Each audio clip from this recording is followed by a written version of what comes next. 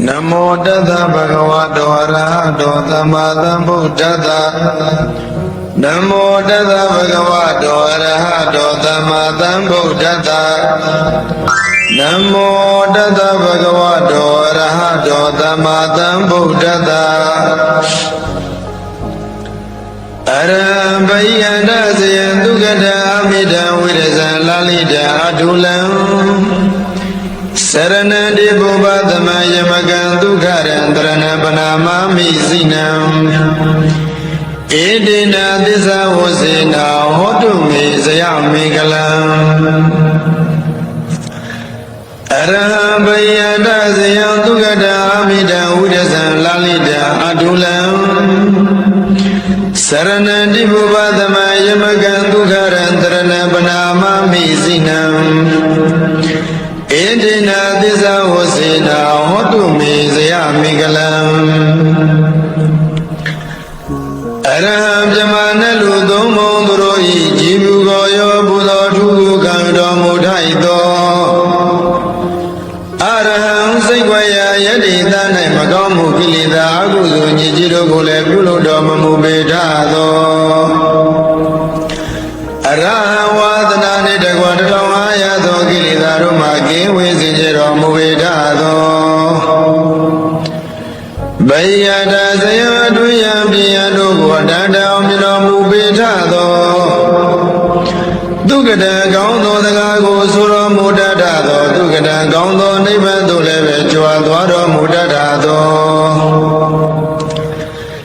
Amidam Manasiado Gono Bonele Bisono Mubedado Yaga Sajito Kilida Muniji Maki Wido Mubitado Lalita Yonjido Chadwebi Gumyu Sabe Dido Mubitado Adulam Dila County Tamadini Jibi Denya Longeta Yui Yaila Naidu Adula Lesido Mubitado Saranam Nebayo Jao Jigoni Tizono Mubetado Tibu Badama Bawaduma Bonduma Dunai Kilida Bumiro Goji Zira Munaidado Yamaga Yemi Zozo Sajido Dago Biadi Harugo Anulo Badilo Biaswano Munaidado Dukharam Lujana Nachana Nivan Chandarugo Piro Mudadado Tarana Luna Nagada Javyama Tadawa Vini Miabu Jiroi Atago Vayase Igam Sudo Mubitado Zinam Lidisaba Kangolan Kangada Chatapi Namazwa Yami Objesi Amina Mudobaya Shenkurom Yajigo Aham Bayadvirodi Banama Mi Yudi Miano Majojo Yeshego Grovari Myaswabaya Mayam Bayadvirodi Marudi Banama Yudi Miano Majojo Shego Grojabago Myaswabaya Edina Desamusina Idono the Bodo Land of Pin Homas was where was in this Azagajam Edina Desamusina Idobayashi Gromia Jibi Arahambay and Azia Sashido Gunoruni Yezuno Mubabe Lumagas was where was in this Azagajam Me Junua Magam Junudua Zayami Galam Navyadun Bian Sivi Louis and Audanyadi Biwa Sonzwa Sando Datu Auya Amu Jom Yudi Aum Suyerna Aum Jinji Migalati Hodu Moja Madri Bibazi the Ji Payadvi Dodi Dandara Maza Yani Dai Aum Gong Jidu Jim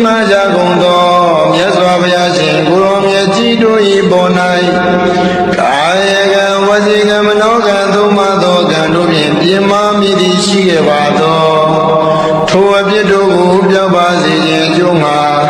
ယူသည်မြတ်တို့လက်ဆုံးမူ၍ရှေခိုးကြောပါ၏ရှင်ဘုရားဘုရားတပည့်တော်သည်တန်ត្រာမစာ၍ယနေ့တိုင်အောင်ဂုဏ်ကျေးဇူးကြီးမားကြကုန်သောပိစိကဗုဒ္ဓရှင်ကိုယ်တော်မြတ်ကြီးတို့၏ပေါ်၌ကာယကဝစီကမနောကသုံးပါးသောကံတို့ဖြင့်ပြမမိသည်ရှိခဲ့ပါသောထိုအပြစ်တို့ကိုပြောက်ပါစေခြင်းအကျိုးမှာယူသည်မြတ်တို့လက်ဆုံးမူ၍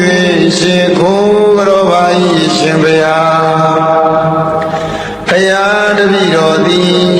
တန်ត្រာမစာ၍ယနေ့တိုင်အောင်ဂုဏ်ကျေးဇူးကြီးမားကြကုန်သောအဂတဝကမဟာတဝကယန္နာရှင်မြတ်ကြီးတို့၏အပေါ်၌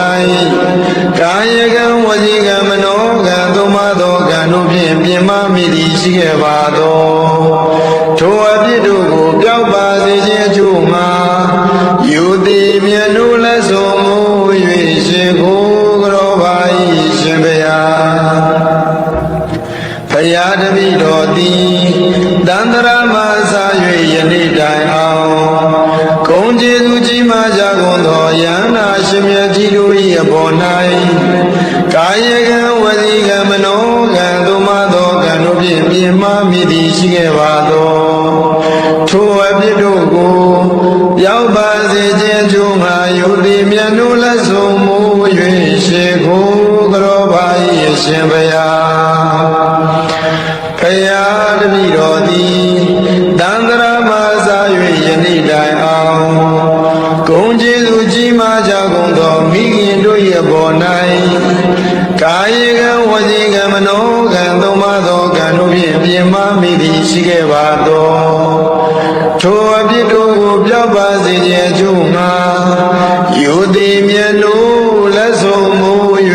ရှေခိုးကြောပါ၏ရှင်ဘုရားဘုရားတပည့်တော်သည်တန်ត្រာမစာ၍ယနေ့တိုင်အောင်ဂုဏ်ကျေးဇူးကြီးမားကြကုန်သောဖခင်တို့၏အပေါ်၌ကာယကံဝစီကံမနောကံသုံးပါးသောကံတို့ဖြင့်ပြင်မမိသည်ရှိခဲ့ပါသော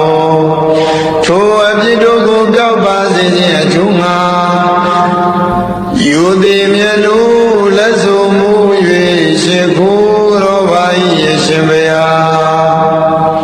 ဘုရားတပည့်တော်သည်တန်ត្រာမစာ၍ယနေ့တိုင်အောင်ဂုဏ်ကျေးဇူးကြီးမားကြကုန်သောလိမ္မာစရာအကျိုးအကြောင်းပြဆိုဆုံးမတတ်သောဆရာသမားတို့၏အပေါ်၌ကာယကံဝစီကံမနောကံသုံးပါးသောကံတို့ဖြင့်ပြင်မမိသည်ရှိခဲ့ပါသောထိုအပြစ်တို့ကိုပြောက်ပါစေခြင်းအကျိုးငှာယူသည်မြတ်တို့လက်ဆုံးမူ၍ရှေခိုးကြောပါ၏ရှင်ဘုရားဘုရားတပည့်တော်သည်တန်ត្រာမစာ၍ယနေ့တိုင်အောင်သီလဂုဏ်သမာဓိဂုဏ်ပညာဂုဏ်တို့ကိုစီးပူးဖြစ်ခြင်းလျက်ရှိကြကုန်သောယဟန်ပုဂ္ဂိုလ်အရိယာပုဂ္ဂိုလ်တို့၏အပေါ်၌ကာယကံဝစီကံမနောကံသုံးပါးသောကံတို့ဖြင့်ပြင်မမိသည်ရှိခဲ့ပါသောထိုအပြစ်တို့ကိုပြောက်ပါစေခြင်းအကျိုးငှာယူသည်မြတ်တို့လက်ဆုံးမူ၍ရှေခိုးကြောပါ၏ရှင်ဘုရားဘုရားတပည့်တော်သည်တန်ត្រာမစာ၍ယနေ့တိုင်အောင်ဂုဏ်ကျေးဇူးကြီးမားကြကုန်သောတရားဓမ္မတို့ကိုဟောကြားပြသဆုံးမတတ်သောဆရာသမားတို့၏အပေါ်၌အာယေကံဝစီကံမနောကံသုံးပါးသောကံတို့ဖြင့်ပြင်မမိသည်ရှိခဲ့ပါသောထိုအပြစ်တို့ကိုပြောက်ပါစေခြင်းအကျိုးငှာယူသည်မြတ်တို့လက်ဆုံးမူ၍ရှေခိုးကြောပါ၏ရှင်ဘုရားဘုရားတပည့်တော်သည်တန်ត្រာမစာ၍ယနေ့တိုင်အောင်ခမင်းတလုံးဤဓမ္မုစသဖြင့်ဘေကံချီးမြှင့်ထောက်ပံ့မှုသောကျေးဇူးရှင်ဆရာသခင်နှင့်တကွတရားဓမ္မပုဂ္ဂိုလ်တို့၏အပေါ်၌ကာယကံဝစီကံမနောကံသုံးပါးသောကံ မာမိသည်ရှိခဲ့ပါသောထိုအပြစ်တို့ကိုပြောက်ပါစေခြင်းအကျိုးငါယူသည်မြတ်လို့မညွတ်ကြွ၍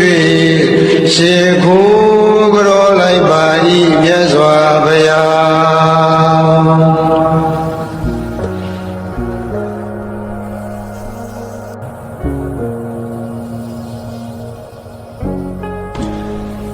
နမောတသဗ္ဗဂဝတောအရဟတောသမ္မာသမ္ဗုဒ္ဓတ္တနမောတသဗ္ဗဂဝတောအရဟတောသမ္မာသမ္ဗုဒ္ဓတ္တနမောတသဗ္ဗဂဝတောအရဟတောသမ္မာသမ္ဗုဒ္ဓတ္တ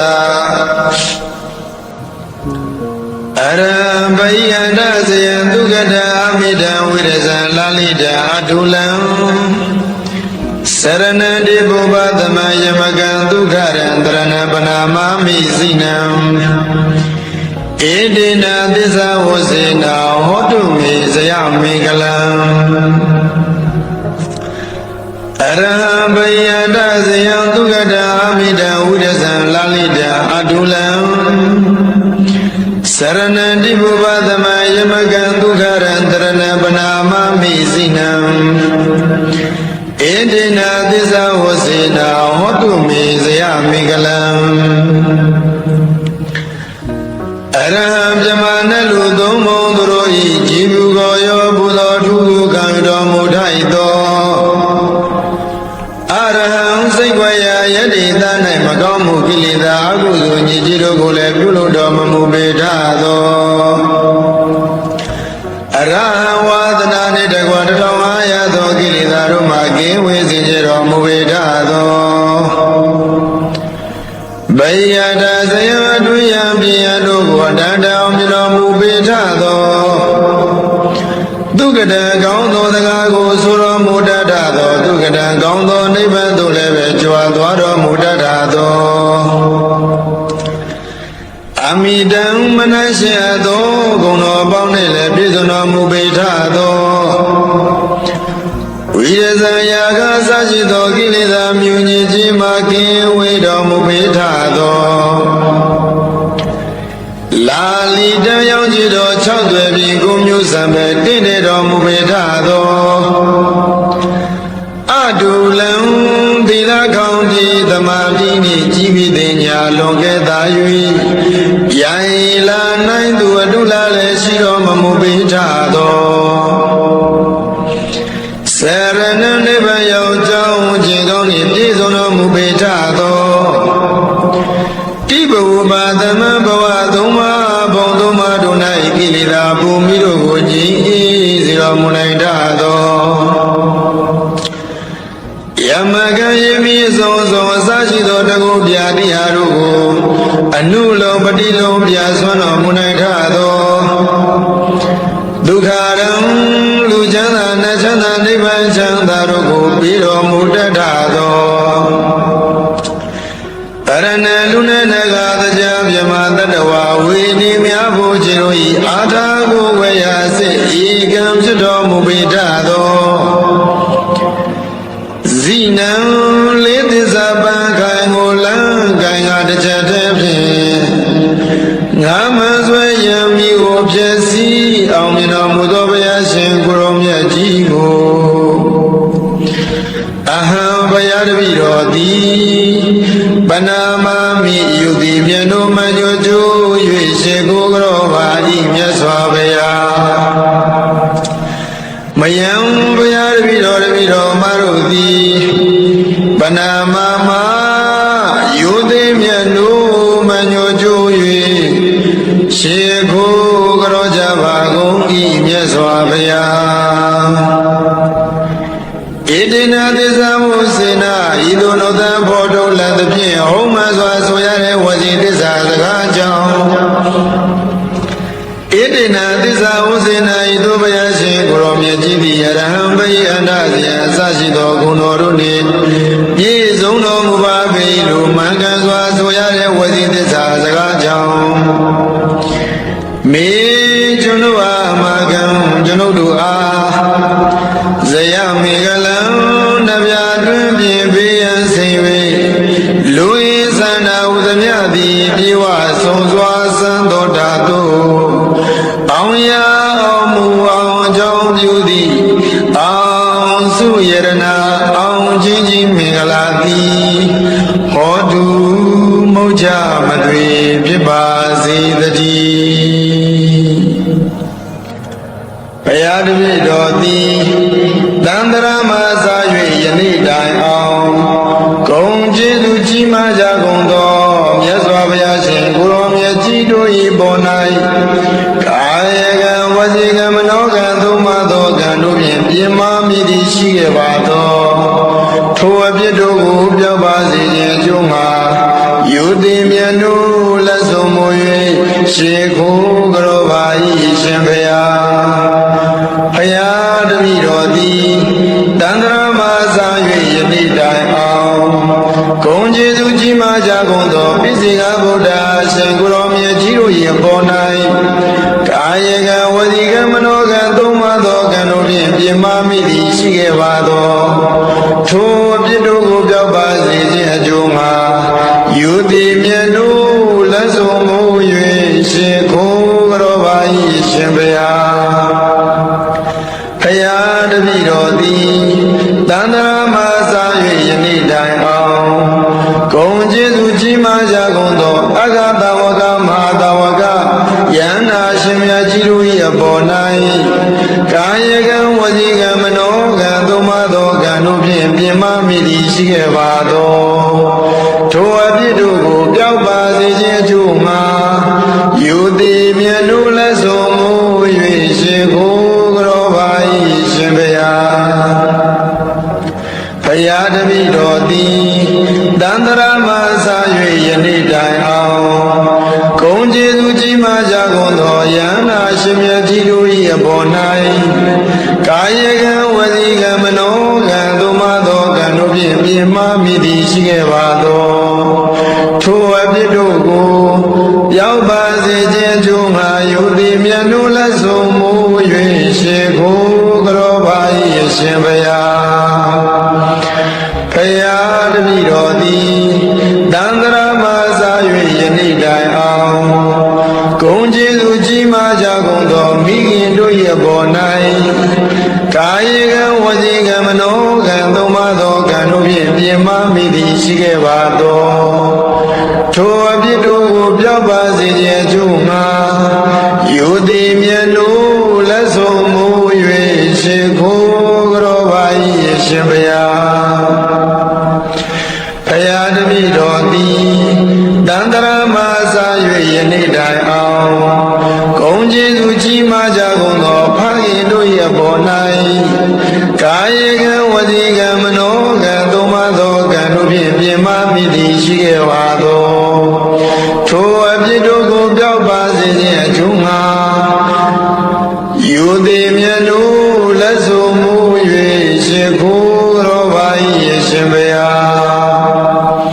ဘုရားတပည့်တော်သည်တန္တရာမှာစား၍ယနေ့တိုင်အောင်ဂုံကျေးဇူးကြီးမားကြကုန်သောလိမ္မာစရာအကျိုးအကြောင်းပြဆိုဆုံးမတတ်သောဆရာသမားတို့၏အပေါ်၌ကာယကံဝစီကံမနောကံသုံးပါးသောကံတို့ဖြင့်ပြင်းမာမိသည်ရှိခဲ့ပါသောထိုအပြစ်တို့ကိုပြောက်ပါစေခြင်းအကျိုးငှာယုတိမြတ်တို့လက်ဆုံးမူ၍ရှေခိုးကြောပါ၏ရှင်ဘုရားဘုရားတပည့်တော်သည်တန္တရာမှာစား၍ယနေ့တိုင်အောင်သီလကုံသမာဓိကုံပညာကုံတို့ကိုစီးပူးဖြစ်ခြင်းလျက်ရှိကြကုန်သောယဟန်ပုဂ္ဂိုလ်အရိယာပုဂ္ဂိုလ်တို့၏အပေါ်၌ကာယကံဝစီကံမနောကံသုံးပါးသောကံတို့ဖြင့်ပြင်းမာမိသည်ရှိခဲ့ပါသောထိုအပြစ်တို့ကိုပြောက်ပါစေခြင်းအကျိုးငှာယုတိမြတ်တို့လက်ဆုံးမူ၍ရှေခိုးကြောပါ၏ရှင်ဘုရားဘုရားတပည့်တော်သည်တန္တရာမှာစား၍ယနေ့တိုင်အောင်ဂုံကျေးဇူးကြီးမားကြကုန်သောတရားဓမ္မတို့ကိုဟောကြားပြသဆုံးမတတ်သောဆရာသမားတို့၏အပေါ်၌အာယကံဝစီကံမနောကံ သုံးပါးသောကံတို့ဖြင့်ပြင်မာမိသည်ရှိခဲ့ပါသောထိုအပြစ်တို့ကိုပြောင်းပါစေခြင်းအကျိုးငှာယူသည်မြတ်လို့လက်ဆိုမူ၍ရှေခိုးကြောပါ၏ရှင်ဘုရားဘုရားတပည့်တော်သည်တန္တရာမှာစာ၍ယနေ့တိုင်အောင်ခမင်းတလုံးဤဓမ္မုစသဖြင့်ဘေကံချီးမြှင့်ထောက်ပံ့မှုသောကျေးဇူးရှင်ဆရာသခင်နှင့်တကွတရားဓမ္မပုဂ္ဂိုလ်တို့၏အပေါ်၌ကာယကံဝစီကံမနောကံသုံးပါးသောကံတို့ဖြင့်ပြင်မာမိသည်ရှိခဲ့ပါသောထိုအပြစ်တို့ကိုပြောင်းပါစေခြင်းအကျိုးငှာယူသည်မြတ်လို့မညွတ်ကြွ၍ရှေခိုးကြောလိုက်ပါ၏မြတ်စွာဘုရား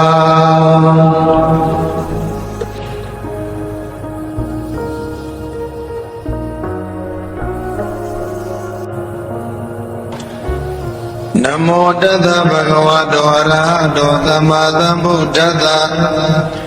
နမောတတ္တဗဂဝတောအရဟတောသမ္မာသမ္ဗုဒ္ဓတ္တနမောတတ္တဗဂဝတောအရဟတောသမ္မာသမ္ဗုဒ္ဓတ္တအရဟံဘိယန္တစေယံဒုက္ကတအမိတံဝိရဇံလာလိတံအတုလံစရဏံတိပုပ္ပသမယမကံဒုက္ခရံတရဏပနာမမိစိနံဧတေနသစ္စာဝစေနာဟောတုမေဇယမေကလံအရဟံဘယန္တဇယံဒုက္ခတာအမိတံဝိရဇံလာလိတံအတုလံစရဏံတိပုပ္ပသမယမကံဒုက္ခရံတရဏပနာမမိစိနံ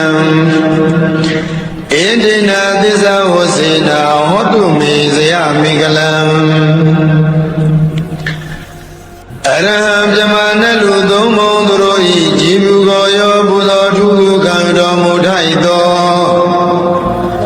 အရဟံစိတ်ွယ်ရာယတိသား၌မကောင်းမှုကိလေသာအကုသိုလ်ညစ်ကြေးတို့ကိုလည်းပြုလုပ်တော်မမူပေထသောအရဟံဝါဒနာနှင့်တကွ1500သောကိလေသာတို့မှကင်းဝေးစေတော်မူပေထသော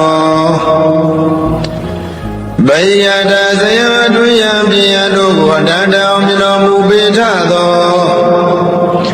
ဒုက္ကတံကောင်းသောစကားကိုဆိုတော်မူတတ်သောဒုက္ကတံကောင်းသောနိဗ္ဗာန်သို့လည်းပဲကြွားသွားတော်မူတတ်သော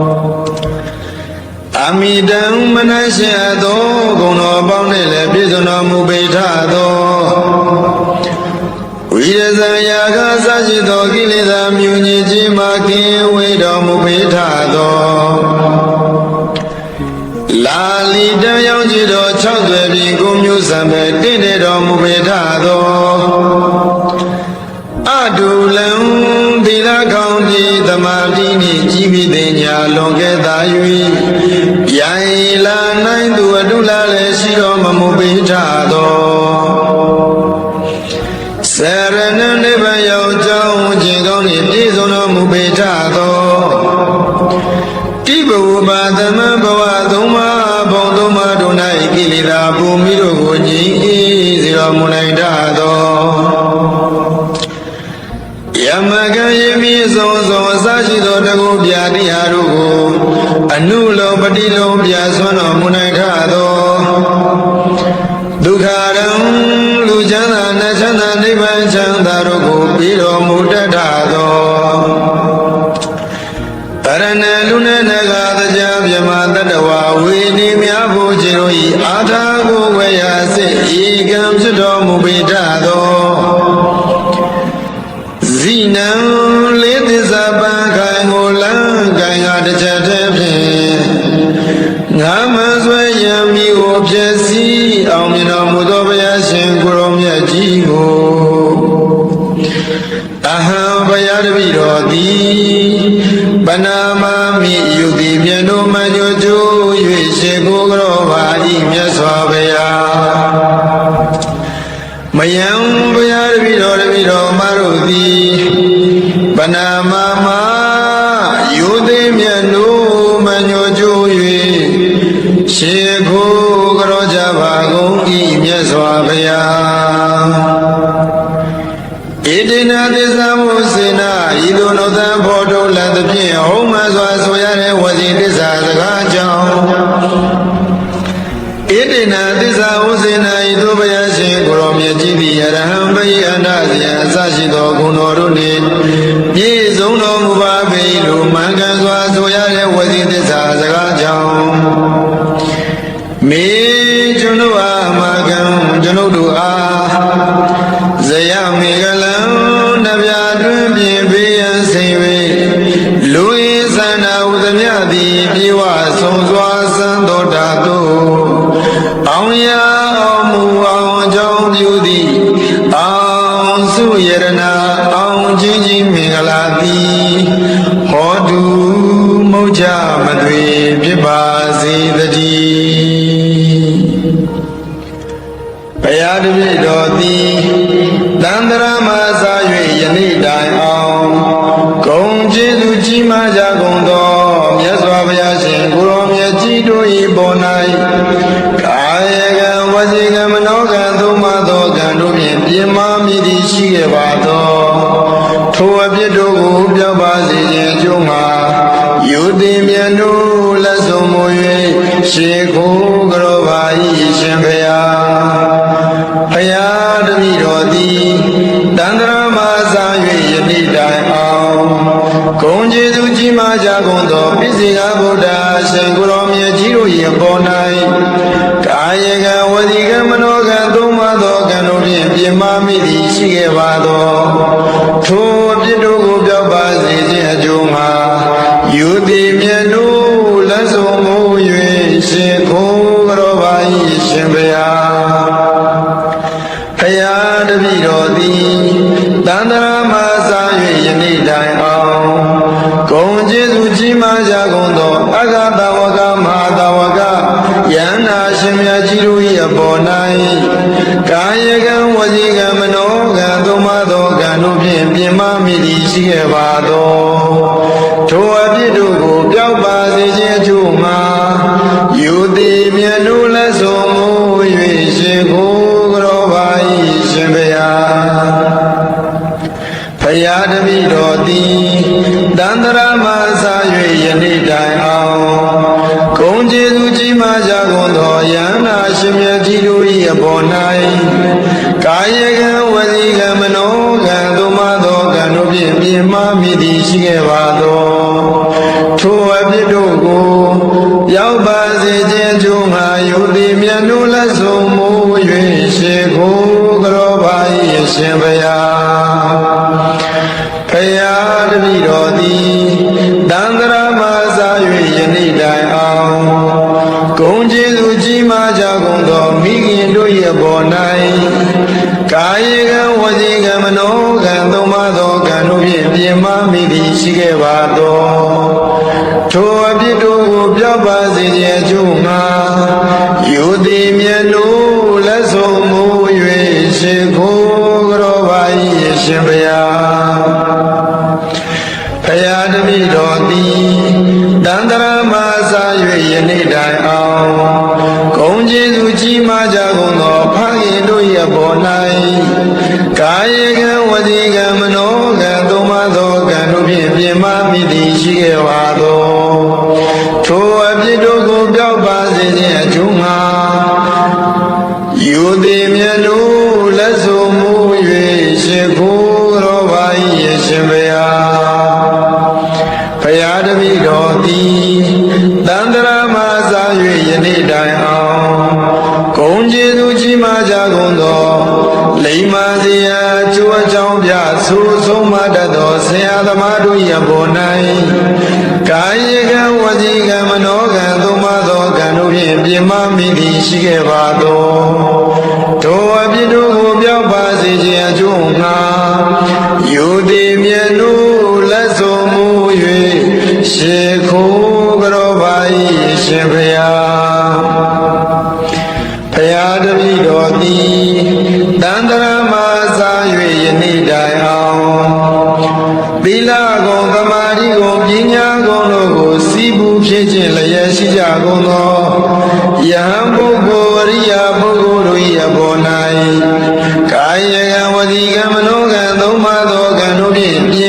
မိသည်ရှိရပါသော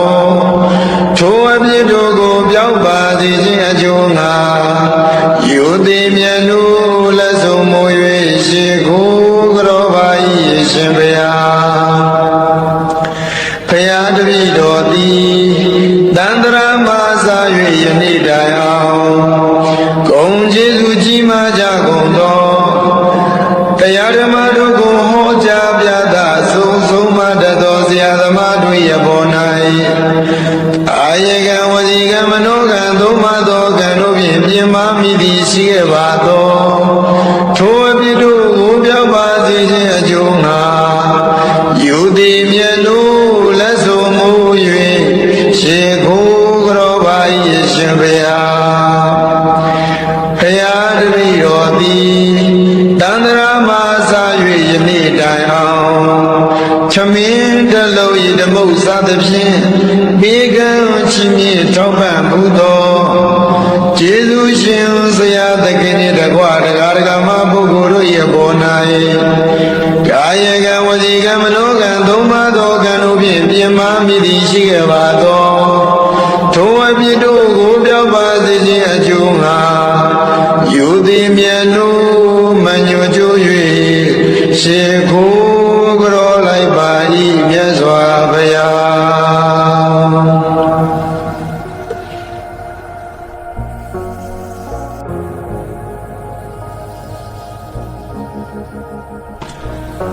နမောတသဗ္ဗဂဝတောအရဟတောသမ္မာသမ္ဗုဒ္ဓတ္တ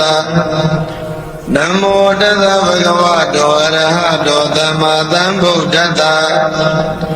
နမောတသဗ္ဗဂဝတောအရဟတောသမ္မာသမ္ဗုဒ္ဓတ္တအရဟံဘယန္တဇယံသုခတအမိတံဝိရဇံလာလိတံအထုလံစရဏတိဘုဗ္ဗသမယမကံဒုက္ခရံတရဏပနာမမိစိနံဧတေနသစ္စာဝစေနာဟောတုမေဇယမေကလံအရဟံဘယန္တဇယံသုခတအမိတံဝိရဇံလာလိတံအထုလံ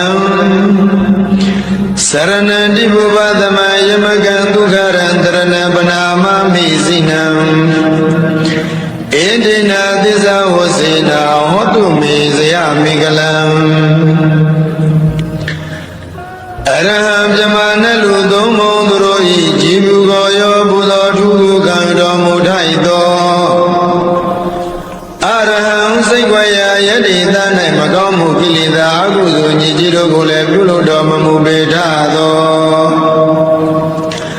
အရဟံဝါဒနာနှင့်တကွ1500သောကိလေသာတို့မှကင်းဝေးစေကြတော်မူပေထသောဘယယတဇယံအတွင်းယံပြယံတို့ကိုအတန်တောင်မြင်တော်မူပေထသောဒုက္ကတံကောင်းသောစကားကိုဆိုတော်မူတတ်သောဒုက္ကတံကောင်းသောနိဗ္ဗာန်သို့လည်းပဲကြွားသွားတော်မူတတ်သောအမိတံမနရှိသောဂုဏ်တော်ပေါင်းနှင့်လည်းပြည့်စုံတော်မူပေထသောဝိရဇံယာကစရှိသောကိလေသာမြူညစ်ခြင်းမှကင်းဝေးတော်မူပေထသောလာလီတံရောက်ကြည်သော6သွယ်ပြီးကိုမျိုးစံပဲတင့်တယ်တော်မူပေထသောအတုလံသီလကောင်းတိသမာဓိနှင့်ကြီးပြီးသိညာလွန်ကဲ့သာ၍ရိုင်လာနိုင်သူအတုလာလည်းရှိတော်မမူပေထသောစရဏနိဗ္ဗာန်ရောက်ကြောင်းခြင်းကောင်းနှင့်ပြည့်စုံတော်မူပေထသောတိဘဝပါသမဘဝသုံးပါးဘုံသုံးပါးတို့၌ကိလေသာပုံမိတို့ကိုငြိမ်းအေးစေတော်မူနိုင်တတ်သောယမကံယမိဆုံးဆုံးအစရှိသောတကုပြာတိဟာတို့ကိုအနုလောပတိလုံးပြဆွမ်းတော်မူနိုင်တတ်သောဒုက္ခရံလူချမ်းသာနဲ့ချမ်းသာနိဗ္ဗာန်ချမ်းသာတို့ကိုပြီးတော်မူတတ်သောတရဏလူနဲ့နဂါတရားမြမတတဝဝေနေများဖို့ခြေတို့ဤအာထာကိုဝေယစိဤကံဖြစ်တော်မူပေတတ်သောဇိနံလေးသစ္စာပံခိုင်ကိုလံခိုင်ကတစ်ချက်တည်းဖြင့်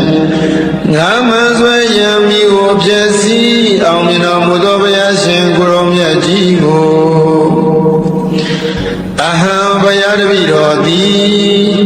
ပနာမမိယုတိမြတ်တို့မညိုကျိုး၍ရှိကိုကရောပါဤမြတ်စွာဘုရား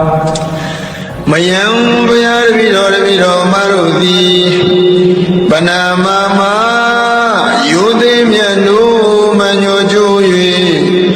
ရှိကိုကရောကြပါကုန်ဤမြတ်စွာဘုရားဣတိနာသစ္စာမုစေနာဤသို့နောသံဖို့ထုတ်လတ်သဖြင့်ဟုတ်မှစွာဆိုရတဲ့ဝစီသစ္စာစကားကြောင့်ဣတိနာသစ္စာဝစေနာဤသို့ဘုရားရှင်ကိုရောမြတ်ကြီးသည်အရဟံဘိအန္တဇယအစရှိသောဂုဏ်တော်တို့နှင့်ပြည့်စုံတော်မူပါပေလိုမှန်ကန်စွာဆိုရတဲ့ဝစီသစ္စာစကားကြောင့်မေကျွန်ုပ်အားမကံကျွန်ုပ်တို့အားဇယမေကလံနဗျာတွင်ပြင်ပေးရန်စိန်၍လူဤသန္တာဥသမြသည်ပြေဝဆုံးစွာစံတော်တာတို့အောင်ရအောင်မူအောင်အကြောင်းပြုသည်အောင်စုယရနာအောင်ချင်းချင်းမင်္ဂလာသည်ဟောတုမုတ်ချမသွေဖြစ်ပါစေတည်းဘုရားတပည့်တော်သည်တန်တရာမစာ၍ယနေ့တိုင်အောင်ဂုံကျေးဇူးကြီးမားကြကုန်သောမြတ်စွာဘုရားရှင်ကိုရောမြတ်ကြီးတို့၏ပေါ်၌ကာယကံဝစီကံမနောကံသုံးပါးသောကံတို့ဖြင့်ပြင်းမာမိသည်ရှိခဲ့ပါသောထိုအပြစ်တို့ကိုပြောက်ပါစေခြင်းအကျိုးမှာယုတိမြတ်တို့လက်ဆုံးမူ၍ရှေကိုကရောပါ၏ရှင်ဘုရားဘုရားတပည့်တော်သည်တန်တရာမစာ၍ယနေ့တိုင်အောင်ဂုဏ်ကျေးဇူးကြီးမားကြကုန်သောပိစိကဗုဒ္ဓရှင်ကိုရောမြတ်ကြီးတို့၏ပေါ်၌ကာယကံဝစီကံမနောကံသုံးပါးသောကံတို့ဖြင့်ပြင်းမာမိသည်ရှိခဲ့ပါသောထိုအပြစ်တို့ကိုပြောက်ပါစေခြင်းအကျိုးမှာယုတိမြတ်တို့လက်ဆုံးမူ၍ရှင်ကိုကရောပါ၏ရှင်ဘုရားဘုရားတပည့်တော်သည်တန်တရာမစာ၍ယနေ့တိုင်အောင်ဂုဏ်ကျေးဇူးကြီးမားကြကုန်သောအဂတဝကမဟာတဝကယန္နာရှင်မြတ်ကြီးတို့၏အပေါ်၌ကာယကံဝစီကံမနောကံသုံးပါးသောကံတို့ဖြင့်ပြင်မမိသည်ရှိခဲ့ပါသောထိုအပြစ်တို့ကိုပြောက်ပါစေခြင်းအကျိုးမှာယုတိမြတ်တို့လက်ဆုံးမူ၍ရှင်ကိုကရောပါ၏ရှင်ဘုရားဘုရားတပည့်တော်သည်တန်တရာမစာ၍ယနေ့တိုင်အောင်ဂုဏ်ကျေးဇူးကြီးမားကြကုန်သောယန္နာရှင်မြတ်ကြီးတို့၏အပေါ်၌ကာယကံဝစီကံမနောကံသုံးပါးသောကံတို့ဖြင့်ပြင်မာမိသည်ရှိခဲ့ပါသောထိုအပြစ်တို့ကိုရောက်ပါစေခြင်းအကျိုးငှာယုတိမြတ်တို့လက်ဆုံးမူ၍ရှင်ကိုကရောပါ၏ရှင်ဘုရားဘုရားတပည့်တော်သည်တန်တရာမစာ၍ယနေ့တိုင်အောင်ဂုဏ်ကျေးဇူးကြီးမားကြကုန်သောမိခင်တို့၏အပေါ်၌ကာယကံဝစီကံမနောကံသုံးပါးသောကံတို့ဖြင့်ပြင်မာမိသည်ရှိခဲ့ပါသောထိုအပြစ်တို့ကိုပြောက်ပါစေခြင်းအကျိုးမှာယုတိမြတ်တို့လက်ဆုံးမူ၍ရှင်ကိုကရောပါ၏ရှင်ဘုရားဘုရားတပည့်တော်သည်တန်တရာမစာ၍ယနေ့တိုင်အောင်ဂုဏ်ကျေးဇူးကြီးမားကြကုန်သောဖခင်တို့၏အပေါ်၌ကာယကံဝစီကံမနောကံသုံးပါးသောကံတို့ဖြင့်ပြင်မာမိသည်ရှိခဲ့ပါသောထိုအပြစ်တို့ကိုပြောက်ပါစေခြင်းအကျိုးမှာယုတိမြတ်တို့လက်ဆုံးမူ၍ရှင်ကိုကရောပါ၏ရှင်ဘုရားဘုရားတပည့်တော်သည်တန်တရာမစာ၍ယနေ့တိုင်အောင်ဂုဏ်ကျေးဇူးကြီးမားကြကုန်သောလိမ္မာစရာကျိုးအကြောင်းပြဆိုဆုံးမတတ်သောဆရာသမားတို့၏အပေါ်၌ကာယကံဝစီကံမနောကံသုံးပါးသောကံတို့ဖြင့်ပြင်မာမိသည်ရှိခဲ့ပါသောထိုအပြစ်တို့ကိုပြောက်ပါစေခြင်းအကျိုးငှာယုတိမြတ်တို့ ဆိုမူ၍ရှေခိုးကြောပါ၏ရှင်ဖရာဖရာတပည့်တော်သည်တန်တရာမှာစာ၍ယနေ့တိုင်အောင်သီလကုံသမာဓိကုံပညာကုံတို့ကိုစီးပူးဖြစ်ခြင်းလျက်ရှိကြကုန်သောယဟန်ပုဂ္ဂိုလ်အရိယာပုဂ္ဂိုလ်တို့၏အပေါ်၌ကာယကံဝစီကံမနောကံသုံးပါးသောကံတို့ဖြင့်ပြင်မမိသည်ရှိခဲ့ပါသောထိုအပြစ်တို့ကိုပြောင်းပါစေခြင်းအကျိုးငှာယူသည်မြတ်တို့လက်ဆုံးမူ၍ရှေခိုးကြောပါ၏ရှင်ဘုရားဖရာတပည့်တော်သည်တန်တရာမှာစာ၍ယနေ့တိုင်အောင်ဂုဏ်ကျေးဇူးကြီးမားကြကုန်သောတရားဓမ္မတို့ကိုဟောကြားပြသဆုံးမတတ်သောဆရာသမားတို့၏အပေါ်၌အာယေကံဝစီကံမနောကံသုံးပါးသောကံတို့ဖြင့်ပြင်မမိသည်ရှိခဲ့ပါသောထိုအပြစ်တို့ကိုပြောင်းပါစေခြင်းအကျိုးငှာယူသည်မြတ်တို့လက်ဆုံးမူ၍ရှေခိုးကြောပါ၏ရှင်ဘုရားဖရာတပည့်တော်သည်တန်တရာမှာစာ၍ယနေ့တိုင်အောင်ခမင်းတလုံးဤဓမ္မုစသဖြင့်ဘေကံချီးမြှင့်ထောက်ပံ့မှုသောကျေးဇူးရှင်ဆရာသခင်နှင့်တကွတရားဓမ္မပုဂ္ဂိုလ်တို့၏အပေါ်၌ကာယကံဝစီကံမနောကံသုံးပါးသောကံတို့ဖြင့်ပြင်မမိသည်ရှိခဲ့ပါသောထိုအပြစ်တို့ကိုပြောင်းပါစေခြင်းအကျိုးငှာယူသည်မြတ်တို့မညွတ်ကြွ၍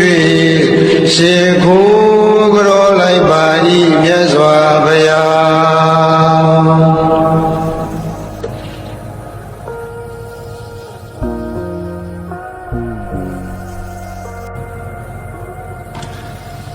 နမောတသဗ္ဗဂဝတောအရဟတောသမ္မာသမ္ဗုဒ္ဓတ္တနမောတသဗ္ဗဂဝတောအရဟတောသမ္မာသမ္ဗုဒ္ဓတ္တနမောတသဗ္ဗဂဝတောအရဟတောသမ္မာသမ္ဗုဒ္ဓတ္တအရဟံဘိယန္တဇယံဒုက္ကတအမိတံဝိရဇံလာလိတံအတုလံစရဏံတိပုပ္ပသမယမကံဒုက္ခရံတရဏပနာမမိစိနံဧတေနသစ္စာဝစေနာဟောတုမေဇယမေကလံအရဟံဘယန္တဇယံဒုက္ကတာအမိတံဝိရဇံလာလိတံအတုလံစရဏံတိပုပ္ပသမယမကံဒုက္ခရံတရဏပနာမမိစိနံဧတေနသစ္စာဝစေနာဟောတုမေဇယမေကလံအရဟံပြမနလူသုံးပုံသူတို့ဤကြည်ဘူးကိုရောဘုသောထုကိုခံတော်မူထိုက်သောအရဟံစိတ်ွယ်ရာယတိသ၌မကောင်းမှုကိလေသာအကုသိုလ်ညစ်ကြေးတို့ကိုလည်းပြုလုပ်တော်မမူပေထသောအရဟံဝါဒနာနှင့်တကွ1500သောကိလေသာတို့မှကင်းဝေးစေတော်မူပေထသော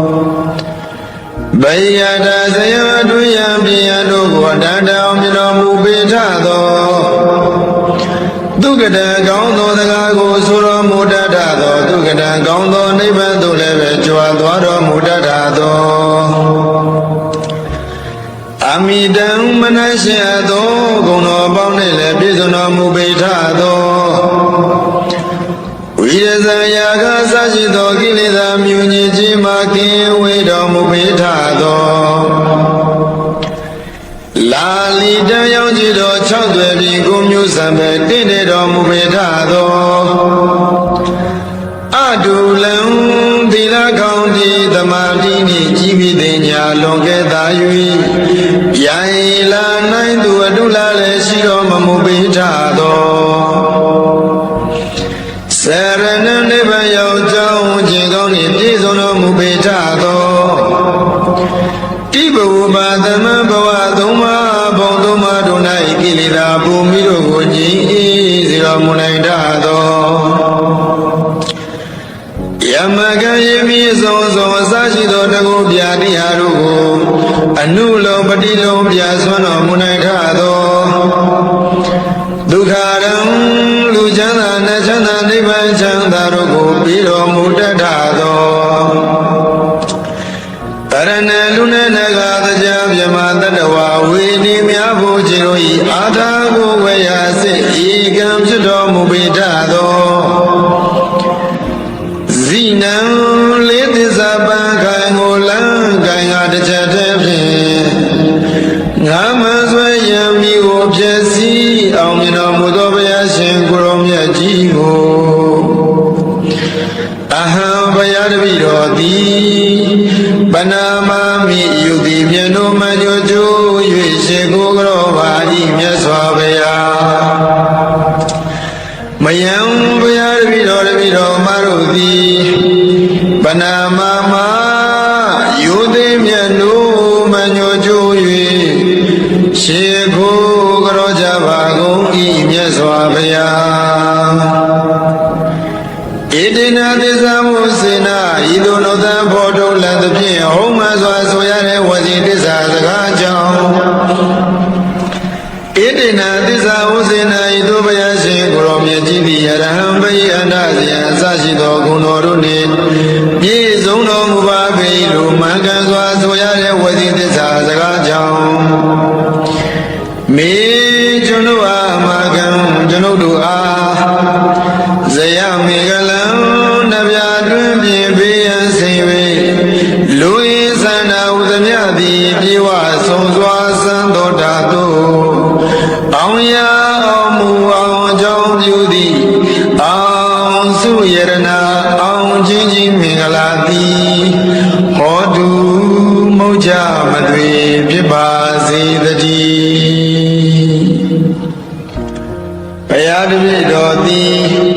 တန္တရာမစာ၍ယနေ့တိုင်အောင်ဂုံကျေးဇူးကြီးမားကြကုန်သောမြတ်စွာဘုရားရှင်ကိုရောမြတ်ကြီးတို့၏ပေါ်၌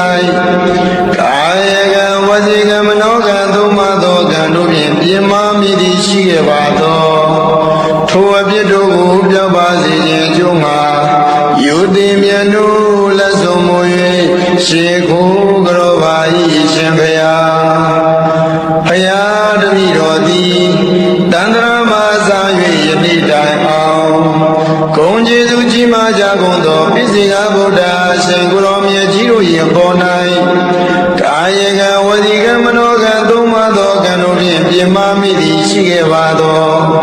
ထိုအပြစ်တို့ကိုပြောက်ပါစေခြင်းအကျိုးငှာယုတိမြတ်တို့လက်ဆုံးမူ၍ရှင်ကိုကြောပါ၏ရှင်ဘုရားဘုရားတပည့်တော်သည်တန္တရာမစာ၍ယနေ့တိုင်အောင်ဂုံကျေးဇူးကြီးမားကြကုန်သောအဂတဝကမဟာတဝကယန္နာရှင်မြတ်ကြီးတို့၏အပေါ်၌ကာယကံဝစီကံမနောကံသုံးပါးသောကံတို့ဖြင့်ပြင်းမာမိသည်ရှိခဲ့ပါသောထိုအပြစ်တို့ကိုပြောက်ပါစေခြင်းအကျိုးငှာယုတိမြတ်တို့လက်ဆုံးမူ၍ရှင်ကိုကြောပါ၏ရှင်ဘုရားဘုရားတပည့်တော်သည်တန္တရာမစာ၍ယနေ့တိုင်အောင်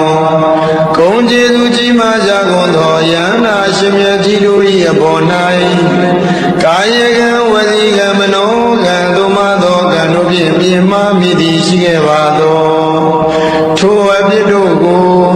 ပြောက်ပါစေခြင်းအကျိုးငှာယုတိမြတ်တို့လက်ဆုံးမူ၍ရှေခိုးကြောပါ၏ရှင်ဘုရားဘုရားတပည့်တော်သည်တန္တရာမစာ၍ယနေ့တိုင်အောင်ဂုံကျေးဇူးကြီးမားကြကုန်သောမိခင်တို့၏အပေါ်၌ကာယကံဝစီကံမနောကံသုံးပါးသောကံတို့ဖြင့်ပြင်းမာမိသည်ရှိခဲ့ပါသောထိုအပြစ်တို့ကိုပြောက်ပါစေခြင်းအကျိုးငှာယုတိမြတ်တို့လက်ဆုံးမူ၍ရှေခိုးကြောပါ၏ရှင်ဘုရားဘုရားတပည့်တော်သည်တန္တရာမစာ၍ယနေ့တိုင်အောင်ဂုံကျေးဇူးကြီးမားကြကုန်သောဖခင်တို့၏အပေါ်၌ကာယကံဝစီကံမနောကံသုံးပါးသောကံတို့ဖြင့်ပြင်းမာမိသည်ရှိခဲ့ပါသောထို ပြစ်တို့ကိုပြောက်ပါစေခြင်းအကျိုးငှာယူသည်မြတ်လို့လက်ဆိုမူ၍ရှိခိုးတော်ပါ၏ရှင်ဘုရားဘုရားတပည့်တော်သည်တန်တရာမှာစား၍ယနေ့တိုင်အောင်ဂုဏ်ကျေးဇူးကြီးမားကြကုန်သောလိမ္မာစရာအကျိုးအကြောင်းပြဆိုဆုံးမတတ်သောဆရာသမားတို့၏ဘော၌ကာယကံဝစီကံမနောကံသုံးပါးသောကံတို့ဖြင့်ပြင်းမမိသည်ရှိခဲ့ပါသောထိုအပြစ်တို့ကိုပြောက်ပါစေခြင်းအကျိုးငှာယူသည်မြတ်တို့လက်ဆိုမူ၍ရှိခိုးကြောပါ၏ရှင်ဘုရားဘုရားတပည့်တော်သည်တန်တရာမှာစား၍ယနေ့တိုင်အောင်သီလကုံသမာဓိကုံပညာကုံတို့ကိုစီးပူးဖြစ်ခြင်းလျက်ရှိကြကုန်သောယဟန်ပုဂ္ဂိုလ်အရိယာပုဂ္ဂိုလ်တို့၏အပေါ်၌ကာယကံဝစီကံမနောကံသုံးပါးသောကံတို့ဖြင့်ပြင်မမိသည်ရှိခဲ့ပါသောထိုအပြစ်တို့ကိုပြောက်ပါစေခြင်းအကျိုးငှာယူသည်မြတ်တို့လက်ဆုံးမူ၍ရှိခိုးကြောပါ၏ရှင်ဘုရားဘုရားတပည့်တော်သည်တန်တရာမှာစား၍ယနေ့တိုင်အောင်ဂုဏ်ကျေးဇူးကြီးမားကြကုန်သောတရားဓမ္မတို့ကိုဟောကြားပြသဆုံးမတတ်သောဆရာသမားတို့၏ဘော၌အာယကံဝစီကံမနောကံသုံးပါးသောကံတို့ဖြင့်ပြင်မမိသည်ရှိခဲ့ပါသောထိုအပြစ်တို့ကိုပြောက်ပါစေခြင်းအကျိုးငှာယူသည်မြတ်လို့လက်ဆိုမူ၍ရှိခိုးကြောပါ၏ရှင်ဘုရားဘုရားတပည့်တော်သည်တန်တရာမှာစား၍ယနေ့တိုင်အောင်ခမင်းတလုံးဤဓမ္မုစားသဖြင့်ဘေကံချီးမြှင့်ထောက်ပံ့ဘူးသောကျေးဇူးရှင်ဆရာသခင်နှင့်တကွတရားဓမ္မပုဂ္ဂိုလ်တို့၏ဘော၌ကာယကံဝစီကံမနောကံသုံးပါးသောကံတို့ဖြင့်ပြင်မမိသည်ရှိခဲ့ပါသော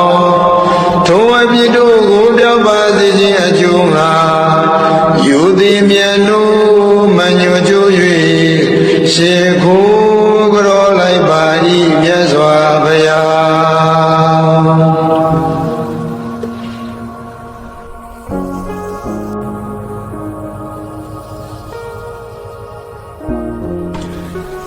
နမောတတ္တဗဂဝတောအရဟတောသမ္မာသမ္ဗုဒ္ဓတ္တနမောတတ္တဗဂဝတောအရဟတောသမ္မာသမ္ဗုဒ္ဓတ္တနမောတတ္တဗဂဝတောအရဟတောသမ္မာသမ္ဗုဒ္ဓတ္တအရဟံဘိယန္တစေယံဒုက္ကတအမိတံဝိရဇံလာလိတံအထုလံစရဏတိပုပ္ပသမယမကံဒုက္ခရံတရဏပနာမမိစိနံဧတေနသစ္စာဝစေနာဟောတုမေဇယမေကလံ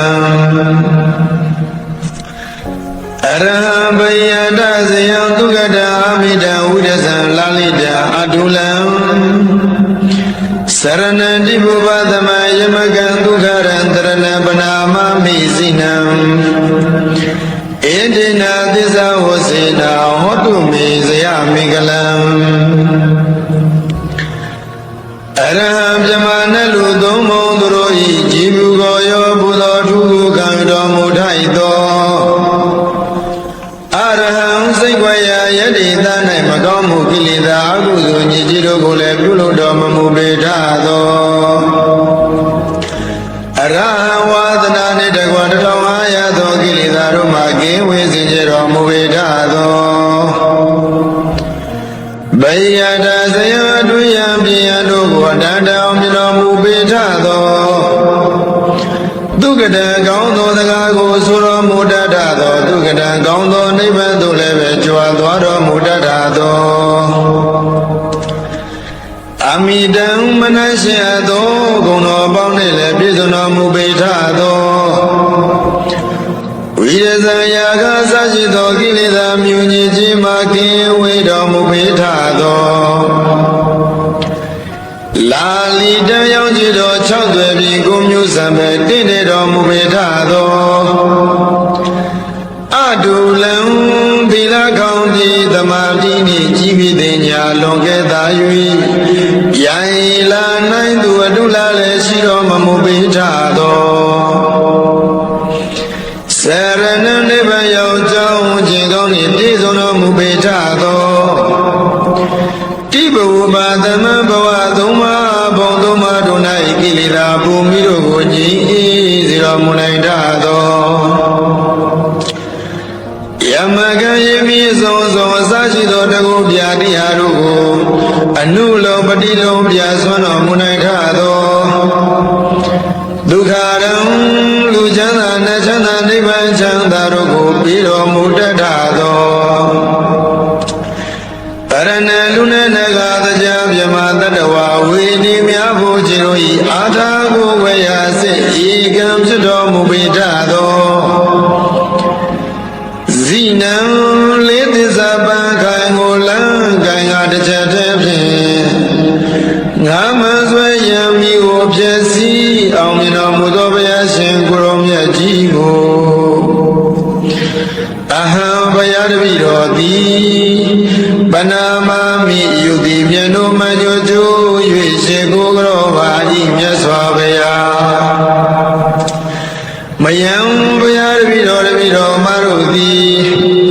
ပနာမမယုတိမြတ်တို့မကြိုကျိုး၍ရှိကိုကရောကြပါကုန်ဤမြတ်စွာဘုရား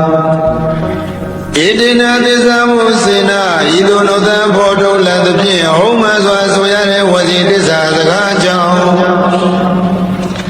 ဣတိနာသစ္စာမုစေနာဤသို့ဘုရားရှင်ကိုရောမြတ်ကြီးသည်အရဟံဘိအန္တဇယအစရှိသောဂုဏ်တော်တို့နှင့်ပြည့်စုံတော်မူပါပေလို့မှန်ကန်စွာဆိုရတဲ့ဝစီသစ္စာစကားကြောင့်မေကျွန်ုပ်အားအမကံကျွန်ုပ်တို့အားဇယမေကလံနဗျာတွင်ပြင်ပေးရန်စိ၍လူရင်းသန္တာဟုသမျှသည်ပြေဝဆုံးစွာစံတော်ဓာတုအောင်ရအောင်မူအောင်အကြောင်းပြုသည်အောင်စုယရနာအောင်ချင်းချင်းမင်္ဂလာသည်ဟောတုမုတ်ချမသွေဖြစ်ပါစေတည်းဘုရားတပည့်တော်သည်တန္တရာမှာစား၍ယနေ့တိုင်အောင်ဂုံကျေးဇူးကြီးမားကြကုန်သောမြတ်စွာဘုရားရှင်ကိုရောမြတ်ကြီးတို့၏ပေါ်၌ကာယကံဝစီကံမနောကံသုံးပါးသောကံတို့ဖြင့်ပြင်းမာမိသည်ရှိခဲ့ပါသော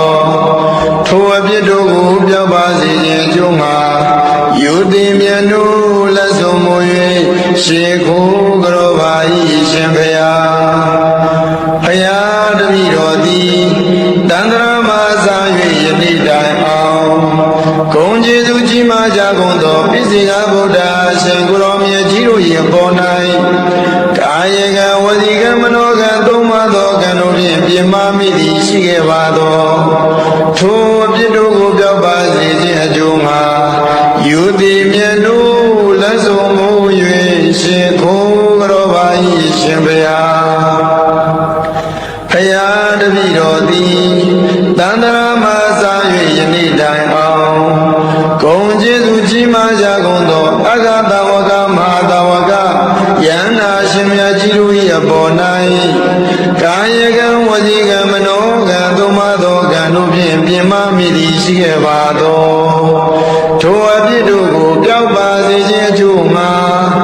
ယုတိမြတ်တို့လက်ဆုံးမူ၍ရှင်ကိုကရောပါ၏ရှင်ဘုရား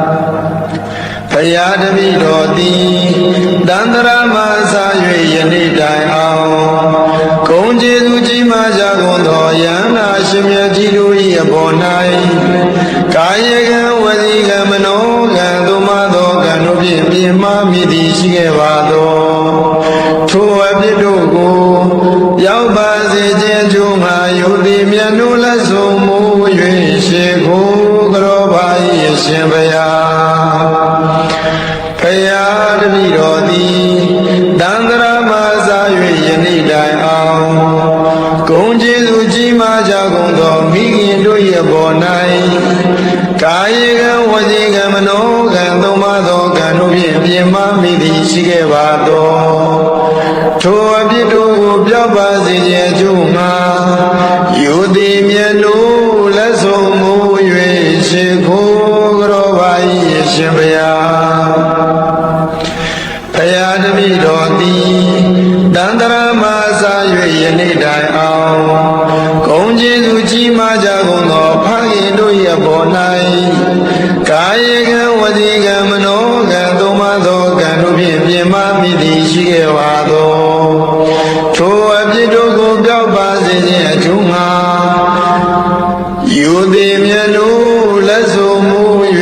ရှိခိုးတော်ပါ၏ရှင်ဘုရားဘုရားတပည့်တော်သည်တန္တရာမစာ၍ယနေ့တိုင်အောင်ဂုဏ်ကျေးဇူးကြီးမားကြကုန်သောလိမ္မာစရာအကျိုးအကြောင်းပြဆိုဆုံးမတတ်သောဆရာသမားတို့၏အပေါ်၌ကာယကံဝစီကံမနောကံသုံးပါးသောကံတို့ဖြင့်ပြင်မမိသည်ရှိခဲ့ပါသော